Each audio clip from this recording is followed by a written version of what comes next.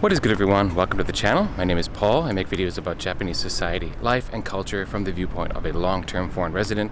It's going on 20 years here for me, and the topic today is actually the differences between long-term foreign residents and short-term foreign residents in Japan. And of course, I'm not going to bother with the obvious things like, well, the longer you've been here, the more immersed in the culture you are, or the longer you've been here, the better your language ability is, which isn't always the case, actually. But those are, like I said, kind of obvious for most people, and so I'm going to be talking about things you might not have thought about. The first one of those is actually about complaints. Complaints about Japanese society or Japanese people. Guess what? Long-term foreign residents, we've heard all of the complaints.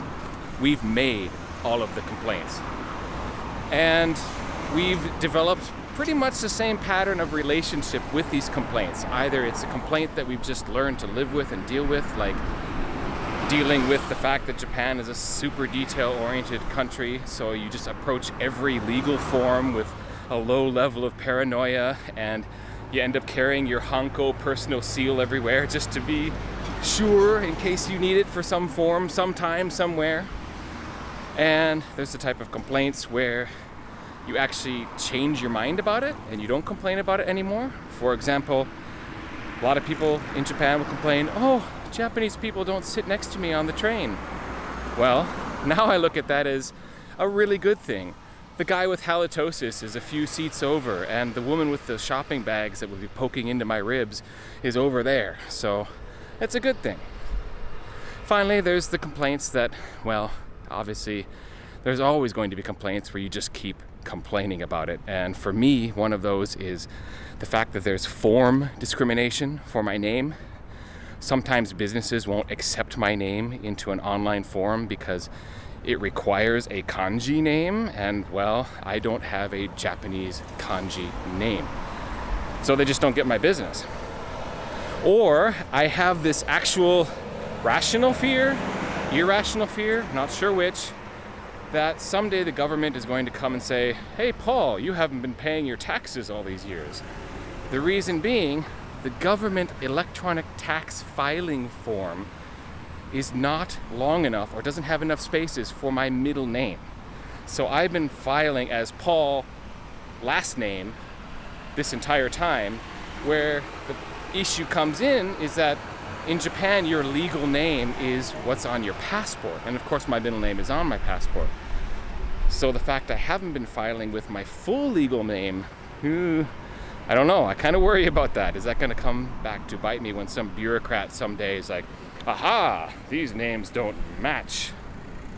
So I will continue to complain about form discrimination. But the point is, we've heard all the complaints, and for most of them, I would say that we have, through living here, learning more about the culture, getting more of the context of why this thing developed or why it exists, then we tend to change our mind the longer we're here, and those complaints fade away and become, at the very least, less and less important.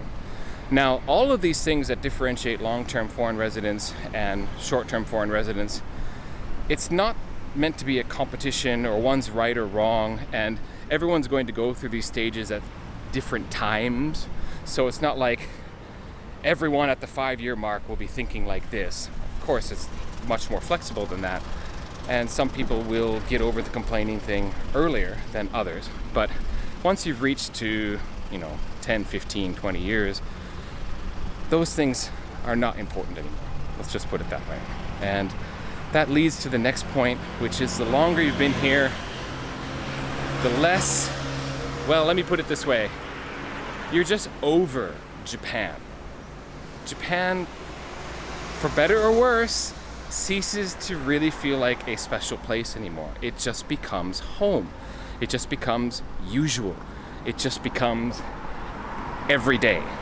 I'm sure that's not surprising to hear, but when you think about how many people come to Japan because they love Japan or they really want to experience this, that, or the other about Japan, have had a long-running love affair with the idea of living in Japan, the idea that it eventually becomes like you were just maybe you just stayed in your home country that entire time and it's not really a big deal. It kind of bursts the romantic bubble about Japan, or the romanticism you might have held about Japan. It just, I don't want to say it ceases to be good. It certainly doesn't cease to be a great place to live. It's just that everything is eventually seen in the context of Japan being your home, meaning when you have a new experience or you have a new place that you've traveled to, you're seeing it in the context of where you've already been in Japan and what you've already done in Japan and just how it fits in with your ordinary life. You're no longer comparing it to the countries where you've lived before, your home country, etc. So when I go to a new place in Japan I've never been before, I'll be thinking, oh, this food is very similar to the food that I had when I was in Sendai, but it has this little twist on it. And oh, this temple really reminds me of Sensoji or something like, it's just like you begin to see everything within the context of your life here. And I'm not sure if I'm explaining this exactly right, but I would say that even 7 or 8 years ago, there were times when I would just kind of stop myself and realize or think, that's right, I'm in Japan. Isn't it cool that I live here? Well, I haven't had that feeling just pop up in a very, very long time, because it's ceased to be something that is outright great and amazing that I'm here. And maybe that sounds sad to some of you listening to this, but I would actually argue that it's a good thing, because it means that you've really found your place, you fit in, and it's not like you're not going to have great experiences in the country anymore. It's just you're not seeing it as, wow, I'm having a great experience because Japan. It's a great experience because it's a great experience. In addition to Japan feeling less special, that also leads to another thing that is kind of the flip side of the coin. I would divide this into 2 areas, but the overall theme is, hi, how you doing? Great. The other thing I would, the way I would divide this, where was I? The overall theme that I want to get into is you cease to be special as well. And what I mean by that is it's something I can divide into 2 parts. The first is you're no longer special for accomplishing anything in Japan. You no longer feel any sense of accomplishment when you do something great in your Japanese language, or you manage to run an errand at the bank successfully and get exactly what you want.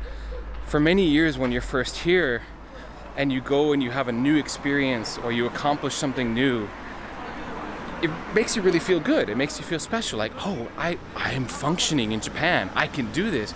Wow, I'm able to call a company and use Japanese on the phone and be able to accomplish something even though I can't see anyone face to face and the language barrier seems more insurmountable. But I did it. All of those things, unfortunately, become just old as well, and you don't really feel a great sense of accomplishment for having done what is ultimately mundane things. And that's what it becomes. It becomes mundane in the sense that, oh, I just ran an errand at the bank today, and oh, I called the credit card company to straighten out that mischarge or whatever it might be. The other side of that coin is something that I refer to as my Japan. And this is where the asterisk comes in, the sense of competition. There's a thing amongst foreigners in Japan, especially early on, where you feel like you're in competition with other foreigners to have the most unique, amazing, and special Japan experience. Like, oh, I had a chance to study this particular Japanese hobby with this amazing sensei, or oh, I managed to travel to this place where like almost no other foreign tourists go, or I lived in this tiny town where they never see any other foreigners, etc., etc., etc. I call it my Japan because it's like you're making this claim that my Japan is more special or better or superior to yours. This is something that the longer you're here in Japan, the more ridiculous it becomes. Because, well, first of all, it has an actual long historical precedent, and I would say it's probably not unique to Japan itself. It's probably something that happens in other foreign countries. Non-Indian people who go and live in India, right? I'm sure there's maybe a sense of competition of who's had the more authentic India experience. In Japan, this goes way back in history. I was reading this diary entry by this European who was here in the Meiji era, so it was sometime in the late 1860s, and he was out in the countryside teaching sons of samurai. And he was writing in his diary about when he returned to Yokohama, which was the hub of foreign activity at the time. And he wrote in his diary that, oh, look at all these swaggering, hairy foreigners going about like they understand Japan. They don't know the real Japan like I do. And that was probably one of the first written accounts of my Japan in history. And that's continued on to this day, where you feel like you have this competition. But the thing is, there's always going to be someone who's been here longer than you. There's always going to be someone here whose Japanese is better than yours. There's always going to be someone here who's had the chance to travel Japan right after the Second World War and saw the country develop and redevelop from the ashes. And of course, there's always going to be that guy who is out in the countryside teaching sons of samurai. So yes, your experience might be special and unique to you, but the sense of accomplishment, the sense of feeling you are amazing because you had this great Japan experience and you measure yourself against other foreigners, that just becomes more ridiculous the longer you've been here in Japan. All right, are you a short-term resident in Japan? Are you a long-term resident in Japan? How far are you along in these things that I just talked about? Let us know in the comments below. Again, different people are going to go through these phases differently. Some people might never have the My Japan complex. So again, of course, these are generalizations and I'm not trying to call anyone out. And I'm not even saying any of these things are good or bad. But let us know in the comments what you think. I'm very happy when people comment. I try to reply to every comment still. I'm a small channel. The comments have gotten a lot more filled up recently, but I've still managed to pretty much answer everyone's comments. If I missed yours, I'm sorry. I'm trying my best. I also want to remind you that I do have an Instagram account, Exjapter, the same as this YouTube channel. So go check out my photos and videos over there, which are different from the YouTube channel content. If you want to get a different slice of my life in Japan, check out Exjapter on Instagram. And also my podcast, the Journal of Japan Journeys, where I talk to other long-term foreign residents about their long-term experience in Japan and why they decided to make Japan their forever home. I will, of course, link those in the description below. But last but not least, I want to thank you very, very much for watching this particular video, and I will catch you on the next one. Peace.